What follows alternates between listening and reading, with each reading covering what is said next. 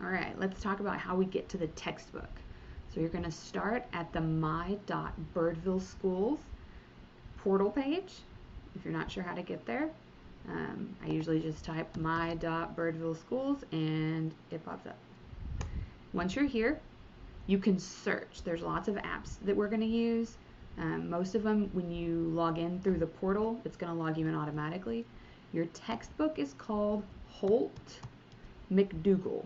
All you have to type is H-O-L-T, and it's going to pop up right here. It's that little blue icon right here. So we're going to go to this website, and it's going to log you in automatically.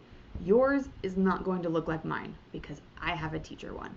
But when you log in right here where it says assignments, this is where you're going to find your assignments. Make sure you're doing the right assignment and make sure all of your assignments get done. Sometimes they take a while. You don't have to make a 100 on them, but it does give you a chance to redo some questions. So if you don't like your grade, you get a second chance, or you might get a third chance. But it does take more time if you're getting them wrong over and over. So make sure you're getting them right. If you want the good grade and you can skip one to get a couple points off, it's not going to kill you. And if you have any questions, let me know. When you're done with the assignment, you have to hit like you're done with the assignment. It will save your progress. You can come back and work on it later. And if you don't like your grade and you turn it in and it's bad and you're freaking out, let me know. I can start it over, but your original grade goes away. So if you really want a second chance, that's fine. But make sure you're going to do it a second time or else your grade's gone and you could have kept your 70 instead of now you have to do it all over. So just let me know. You can do them as many times as you want. It's just a lot of work. So plan accordingly. Alright, so this is what an assignment's going to look like. When you click on the assignment, it takes you to this page, and you have lots of features on this side that you can work on. So this question's asking, I want to turn this fraction into a decimal. Let's say, oh, it's 0.3.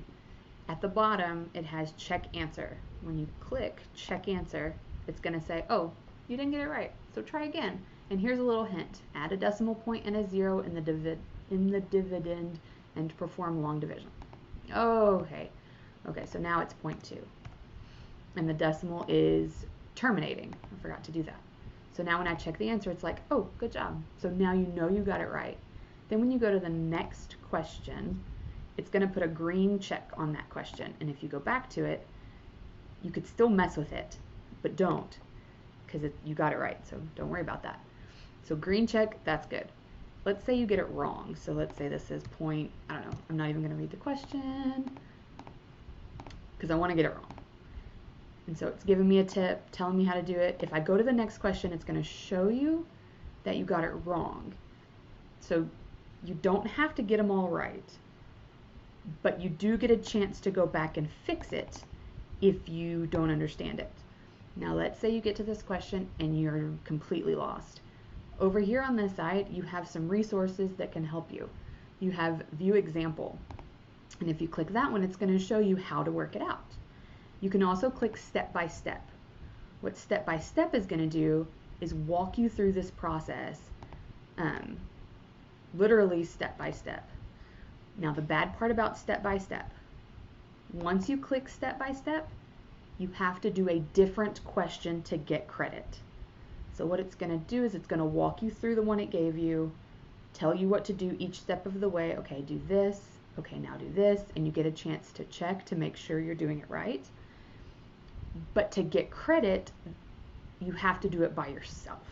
So then you would click try another, and it's going to generate a different question that is kind of the same, that you do the same steps, just with different numbers. You also have video tutor. So if you need somebody to explain it, you have this. If y'all have never seen him before, he comes with the book, and you can hit play, and you get this video. There are a lot of different ways of expressing fractions. And he'll explain it. He does a little mini lesson, so if you didn't really understand the video that was part of the assignment, maybe his video is better, and it'll explain it. You can also link to the textbook.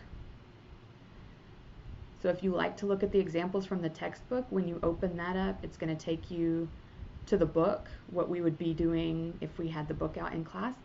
And the book explains how to do it too. So if this makes sense and you want to do this, that's great. I don't think you can type on this one. No, you can't type on this one. And if you have a printer and you do better with printer or paper, you can print the assignment.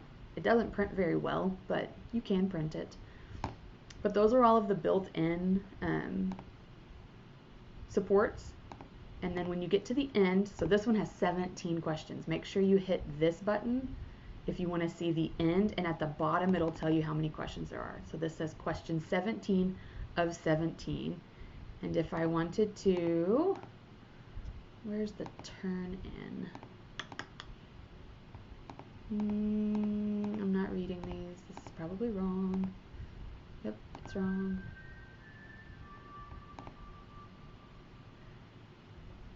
Down here when you get to the last question, it's gonna say, I'm done, turn it in.